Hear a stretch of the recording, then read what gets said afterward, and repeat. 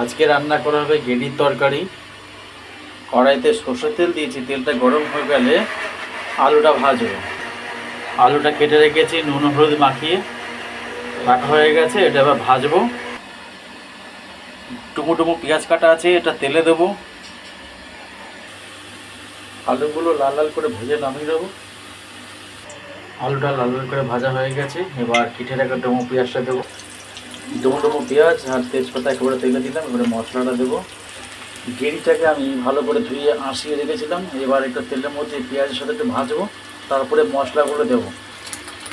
এইভাবে গেঁড়িটাকে একটু হালকা ভাজা করলে কী হয়, একটা আঁশটানি গন্ধ ওটা কেটে যাবে। আর গেঁড়িটা খাওয়া খুবই ভালো চোখের পক্ষে। এর আগেও আরেকবার রান্না করেছিলাম। আজকে আমি আরও রান্না করছি মেয়ের জন্যে। আমার মেয়ে, আমার মা খেতে ভালোবাসে। আপনারা এইভাবে রান্না করবেন। আমি এখনও বাকি মশলা দিয়ে দেবো। এবার নুন, হলুদ, কাশ্মীরি গুঁড়ো লঙ্কা, আদা, রসুন, টমেটো, শুকনো লঙ্কা বাটা সব একেবারে দিলাম। এবার কষাবো ভালো করে। এটা ভালো মতন এটা কষাবো। এটা কষিয়ে নেবো ভালো করে।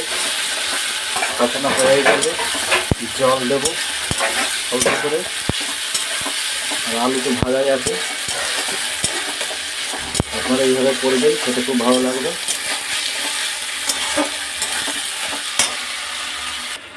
মশলা ভালো মতন কষানো হয়ে গেছে। এবার জল দিলাম। এটা সিমে হবে, একদম মাখা মাখা হবে এটা।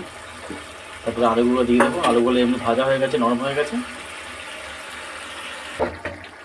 গেঁড়ির তরকারি প্রায় হয়ে এসছে। এবার আলুগুলো দেবো। ভাজা আলু দিয়ে কিছুক্ষণ ফুটিয়ে মাখা মাখা হয়ে যাবে, তারপরে নামিয়ে নেব। ভেজে রাখা আলুগুলো দিয়ে দিলাম, মাখা মাখা হয়ে এসছে। পরে নামিয়ে নেব। গেঁড়ির তরকারি আমাদের হয়ে গেছে, নামিয়ে নিয়েছি। কষা কষা করে করলাম। আপনারা এইভাবে করবেন, খেতে খুব ভালো লাগবে। ঝালটা একটু বেশি করে দেবেন। ঝাল নুন সমান থাকবে, খেতে খুব ভালো লাগবে। আপনারা এইভাবে করবেন। আর যদি আমার ভিডিও ভালো লাগে, লাইক, শেয়ার, সাবস্ক্রাইব, কমেন্ট জানাবেন। যদি কোথাও ভুল হয়ে থাকে কমেন্টের মাধ্যমে জানাবেন। আজকের ভিডিও শেষ করলাম। নমস্কার।